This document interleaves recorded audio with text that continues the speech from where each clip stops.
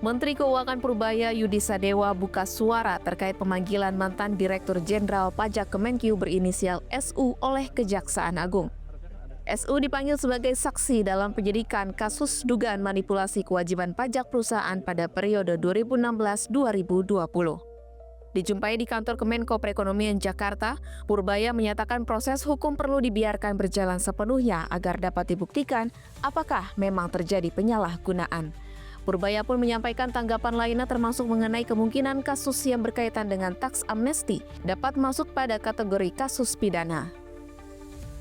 Jadi pada saatnya gini, teks amnesti kan pengampunan pajak, harusnya ruang untuk membuat sebagai kasus pidana, nggak tahu, perkiraan saja nggak sebesar itu. Tapi kalau memang kalau ada pelanggaran ya harusnya kan ada klausul di mana kalau misalnya aset yang dilaporkan ternyata lebih kecil daripada yang seharusnya kan ada dendanya.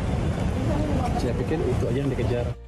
Pihak Kejaksaan Agung sebelumnya memeriksa ex-Dirjen Pajak yang juga tengah menjabat sebagai Kepala Badan Teknologi Informasi dan Intelijen Keuangan, Kementerian Keuangan. Ia ditahan sebagai saksi dalam penyidikan dugaan tindak pidana memperkecil kewajiban pembayaran perpajakan oleh oknum Ditjen Pajak periode 2016-2020.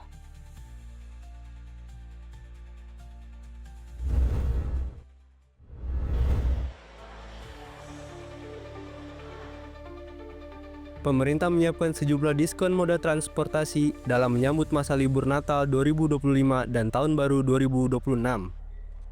Dalam konferensi pers bersama di kantor Kemenko Perekonomian Jakarta, Wakil Menteri Perhubungan Suntana menjelaskan bahwa pemerintah kembali menyediakan bantuan ekonomi berupa diskon tarif tiket. Kebijakan tersebut jadi bagian dari program paket stimulus ekonomi pemerintah untuk mendorong perekonomian nasional, khususnya sebagai insentif yang mendorong mobilitas masyarakat selama masa libur Natal dan Tahun Baru. Diskon yang akan diberikan untuk angkutan laut Pelni yaitu 20%, mulai berlaku, mohon izin teman-teman media bisa menginformasikan, pembelian tiket waktunya lah yang mendapat diskon 17 Desember sampai 10 Januari dengan diskon sebesar 20%. Lalu untuk angkutan kereta api mendapat tambahan yang khusus ekonomi itu sekitar 30% dengan waktu keberangkatan 22 Desember sampai 10 Januari. Selain itu, insentif diskon tiket juga diterapkan terhadap tiket penyeberangan ASDP pada periode pembelian 22 Desember hingga 10 Januari. Insentif juga diberikan untuk tarif tiket ekonomi pesawat terbang pada periode yang sama dengan potongan 13 hingga 14% dari harga semula. Potongan tarif tol selama 3 hari juga turut ditawarkan bagi para pelaku perjalanan pada tanggal 22 dan 23 Desember serta 31 Desember. Dengan diskon sebesar 10 hingga 20% di 26 ruas jalan tol, yakni 2 ruas tol di Jabodetabek, 9 ruas tol Trans Jawa, 3 ruas tol non Jawa, dan 12 ruas tol Trans Sumatera.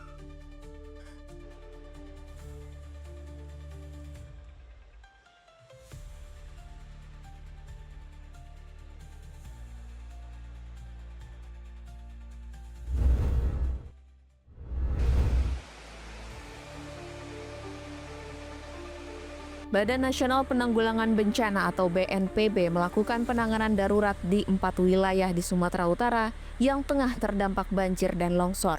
Keempat wilayah kabupaten di Sumatera Utara yang terdampak longsor yaitu Sibolga, Tapanuli Utara, Tapanuli Tengah, dan Tapanuli Selatan. Kepala BNPB Suharyanto di Lumajang, Rabu pekan ini menjelaskan fokus utama yang tengah diupayakan pihaknya adalah membuka akses yang terputus akibat tanah longsor. Akses yang terputus dapat ditemukan di sejumlah titik yang menghubungkan antara Sibolga, Tapanuli Tengah, dan Tapanuli Selatan. Memang ini masih situasinya karena masih hujan di sana, alat komunikasi dan listrik juga belum lancar. Bahkan dilaporkan di Tapanuli Tengah dengan Sibolga itu ada beberapa titik listriknya masih padam, hubungan juga sulit. Nah, inilah menjadi sasaran kami untuk segera datang ke sana, membuka dulu semua jalur komunikasi, jalur-jalur transportasi supaya bisa kembali pulih seperti semula. Suharyanto pun memastikan pihaknya akan mengerahkan aset udara, yakni helikopter jenis Airbus, untuk mengevakuasi korban. Tidak hanya itu, BNPB juga mengerahkan pesawat jenis Caravan untuk melaksanakan operasi modifikasi cuaca.